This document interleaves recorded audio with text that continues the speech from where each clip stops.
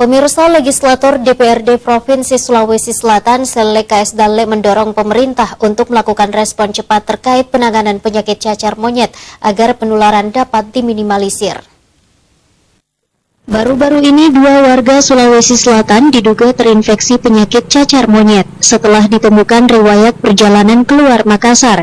Untuk mengantisipasi penyebaran tersebut, legislator DPRD Sulsel Sele KS Dalle mengimbau pemerintah untuk melakukan langkah taktis untuk mengantisipasi penyebaran tersebut.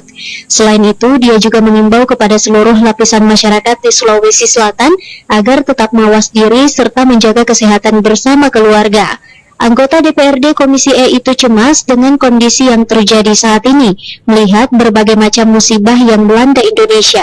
Apalagi menurutnya perekonomian di Sulsel belum pulih di tengah pandemi yang belum usai. Kita tetap berharap kepada seluruh lapisan masyarakat yang ada agar tetap mawas diri, menjaga diri dan kesehatan keluarga,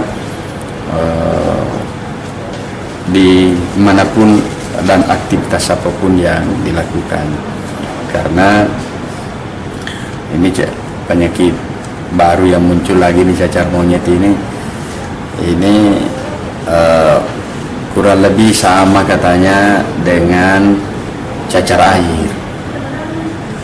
air cepat menyebar dan mudah menular.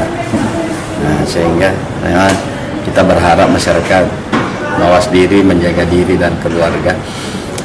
Meskipun pada sisi yang lain kita sadari bahwa aktivitas ekonomi untuk memenuhi kebutuhan hidup sehari-hari ini tetap juga tidak bisa terganggu, karena ya semua orang mau hidup. Kita kondisi keuangan kita sekarang atau kondisi ekonomi kita secara umum belum pulih secara baik. Kita baru bergerak trennya secara positif.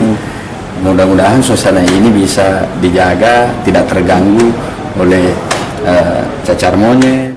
Dirinya berharap agar pemerintah harus cepat merespon perkembangan yang ada, apalagi menyangkut persoalan kesehatan masyarakat. Pemerintah harus bertindak cepat bagaimana menjaga dan melindungi kesehatan warga yang ada di Sulsel ini. Ardi Jaho, Slebes TV.